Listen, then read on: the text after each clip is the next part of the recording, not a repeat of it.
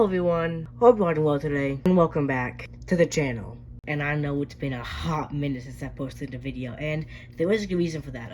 So I did, unfortunately, I got COVID, and it was not a fun experience. It was, if I have to describe it, it was, getting slapped in the face a few dozen times, kicked a bunch, and then thrown on the road, getting run over maybe a few dozen times. So yeah, it was not a fun experience, but I am fully recovered, I am back, and I'm more than happy to be making videos. And, you know, for my turn back to YouTube, I did want to kind of do something a bit different than my normal. So I decided to do a review of a Marvel Legends figure.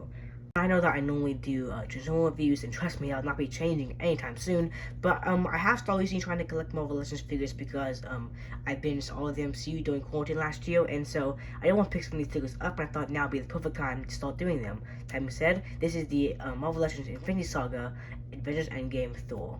And I gotta say, my first time into the Marvel Legends line, I am pretty impressed. So, starting off like I always do, take a look at the details. So, oh, okay, that's not what I'll do. Take a look at the head sculpt first. Then, yep, that is Chris Hemsworth. This is definitely a very nice and faithful sculpt of the actor. You can see lovely detailing with that, and the beard as well. Very nice, very accurate. Long blonde hair. Again, very, very nice. Take a look at the armor super detail. You see that you get some that chainmail detailing along the arms. All these kind of wrist guards and the Asgardian symbols. With some bit of a goldish, bronzish paint to pick out some details. On the legs, more of that goldish, bronzish paint. More detailing, kneecaps. All very, very nice and very accurate to the Endgame movie. The cape is cast in a black, little kind of like bendy, flimsy plastic, but it's painted over red, which is very nice, very nice. And one thing about this cape is that the figure can sometimes have trouble standing because of his tiny feet, so the cape does help up kind of like balance some of the poses, which is always appreciated. So articulation, the head's on a ball joint. You can go full 360 around. You can look up that far, down that far. Good full 360 around the arms. Go out that far. You get a bicep swivel as well as a double jump at the elbow, which is very hard to access because it's very tight in this figure, but you do get to see that double jump band at the elbow. With a swivel as well as an abdominal joint. You can go forward that far, back that far, as well as from side to side, which is very nice to see. Legs can go forward that far, back that far. Almost having to do these full splits. You get a cut at the thigh, very tight, but still there.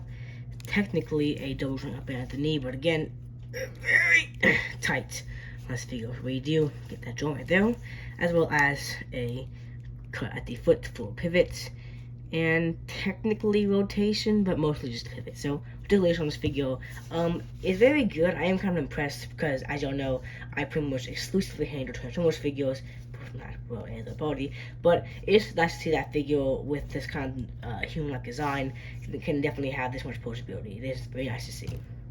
Okay, so talking some accessories, you do get a fair amount of this figure. First of all, starting off the smallest, you get a pair of alternate aka interchangeable hands. You can see this is kind of like a grasping hand, but this is kind of like a holding and or fisted hand. This hand's like a grasping, like no kind of hand, but also there was foreplay into that later, so watch out for that. You can do that, of course, two of these, one for each arm. There you go. Next, you do get a Mjolnir. I thought the first ever Mjolnir, and it's made of a bendy, soft plastic, but still holds shapes generally well.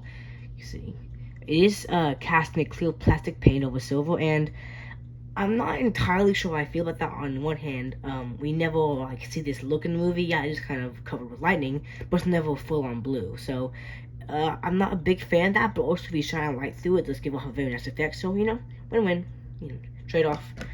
And you get, of course, also the Stormbreaker battle axe. You can see, again, kind of that clear plastic painted over to give it a silver effect. And again, you see, like, kind of like you can get a nice effect with the lighting shining through it. So, I guess, you know, win-win, win-lose.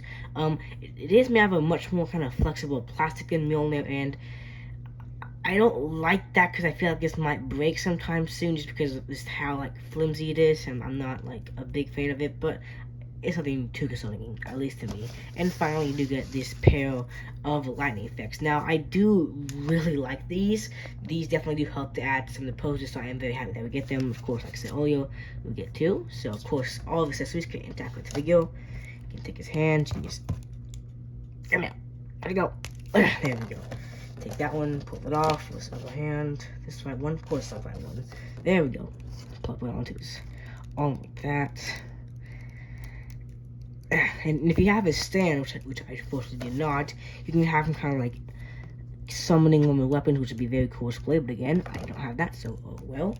You can of course have him gripping his weapons, like so. Come on, Thor. There we go. That. Now, if you do want to attach the lightning effects, I would recommend that you put them on the weapon first, as you'll, at least as far as I can tell, what you're supposed to do is, you see, there's two effects here and here, which kind of like form a little ring, and you're gonna want to slide the weapon through both of those to kind of connect it almost to where it will stay in if you have on that kind of look. So if you want to give them the effects, you can, I mean, so you should, at least in my opinion, plug them in first and then give them the axe or hammer or whatever you were using. You'll figure to split however you wish. And oh my gosh, just Thor, take your weapon. My god. You know what? You get the idea. He's not being nice. Moving on. Okay, so for comparison with the God of Thunder, normally I'll compare him to some other Marvel Legends figures, but he's my first one ever, so I don't have any. So best I can do for y'all is here's a comparison with the Authorized Voyager class Thor. So you can see he's just about, actually, no, taller than the Voyager class Transformers. Okay, he was compared to the Netflix Deluxe class Red Alert. You can see absolutely dwarfs Red Alert. And finally, because he technically falls under that 6-inch scale, here he is with the Playmates King Kong. So there you have that. Okay, so for some final thoughts for the Infinity Saga Thor, it is definitely a good figure, you know? It is the spitting image of Chris Hemsworth in that design for the movie. His weapons are, again, I wish they were made out of a more foam plastic, but they still do definitely get the job done.